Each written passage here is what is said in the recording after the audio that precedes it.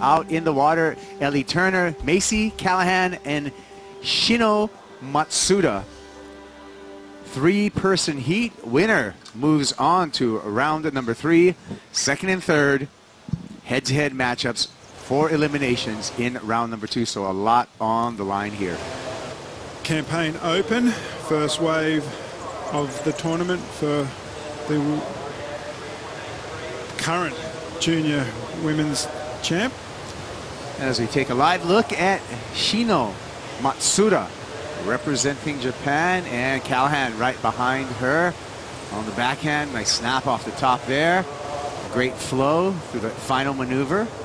So Macy opened up with a 3.83, and she just backed up that 3.83 with that last ride. Keeping busy, 27.5 or so minutes remaining. 3.83 under her belt, and another one coming through. Make the cut and come back all guns blazing the following year. She's got years ahead of her, so bright future for this surfer. Currently riding Macy again. That money turn on the backhand. North Shelley, Australia, hometown there. Yeah, 6.17 on a second wave. That lethal backhand, absolute lethal backhand. We'll probably see that turn get a way into the event.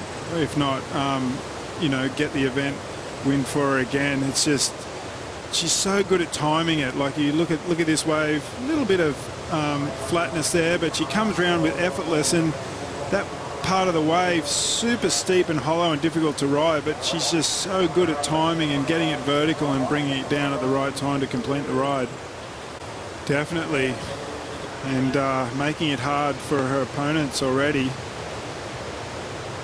is Macy Callaghan. She sure is. She backed up at 6.17 with a 5.67, so 11.84 requirement for Shino Matsuda is in excellent range, barely at 8.01. Shino trying to answer back right here. That was a nice off the top. We'll catch up with the beginning of that wave. But Shino needs an excellent score of 8.01, barely excellent. And then Ellie Turner needs 2 waves. Plenty of time, however. 21 minutes and 30 seconds counting down.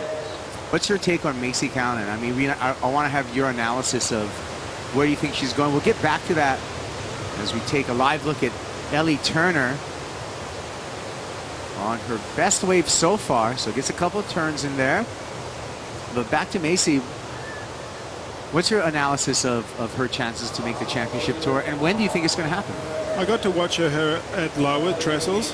She surfed in the CT there. Right. And I felt that she got caught up in the moment a little bit too much, rather than just worrying about or just trying to relax and breathe and surf as if she was just down at Avoca or wherever, you know, cruising, having a surf.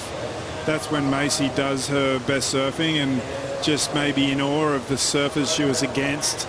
It got in her head a little bit, where I think the decision making and management got away from her a little bit. She's going to be a lot more confident in these pro junior ranks, where she's already had a lot of success. She's our defending champ. You can just see some of the flow right there on the backhand again, looking to replace her 5.67, but maybe a little bit of frustration not being able to finish up that wave as she comes up out of the water. As we see then, she was real calm, really looked at the wave and just made sure her timing was right. 8-point ride there on her last wave. Wow, 8-point ride. She's up and at it again.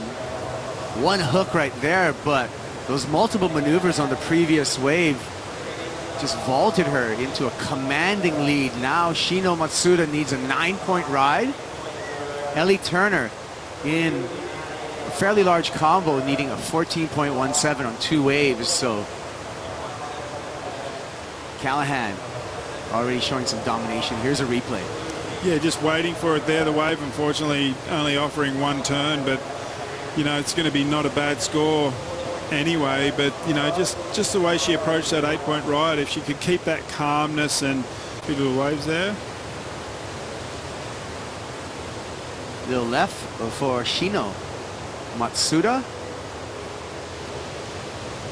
Very good style. Another little goofy foot out of Japan that's if she gets the right waves, could really score some numbers in the excellent range. Deep talent pool, both on the men's and women's side coming out of Japan, so that's really welcome as we see as surfing become a very global sport, as we talk about global sports from Great Britain. Ellie Turner, little backhand blast there. Local time right now, 3:02. Shino on the right. Nice finish to that wave. He's got a little bit more. So nice approach there for Matsuda. She got 3.33 on the last wave, not betting her heat total, but this last wave that we just saw could definitely do that, as she got a number of maneuvers and had a great pace throughout those maneuvers. Shino Matsuda in the blue jersey is going to improve upon her standing. She got a 4.47 on that last wave. Now needs a 9-point ride to move into first place. As you can see the needs for second and third in the blue column. Both of the scoring waves in the previous column and in the first column, the heat total. And let's take a look at this replay. What do you like about Macy's surfing here, Luke? Oh, she draws really good lines, and she's very patient with where she executes her turn, especially the backhand. You know, these waves are really suited to her style, and just like there, just getting it up in the lip, but being patient, bringing it back down.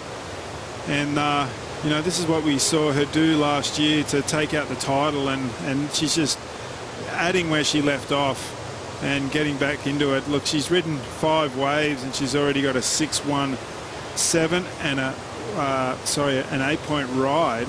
So very smart for Macy to get such a quick start. Lives a bit further down the coast than here, so driven up to watch the girls surf this afternoon. Ellie Turner up and Ryan. Great to see a legend like Pam Burge over here to support women's surfing and just take a look at what the future is. And Pam Burge, certainly one of the cornerstones, one of the foundations of women's professional surfing, as has evolved throughout the years. And Nikki Van Dyke took a win.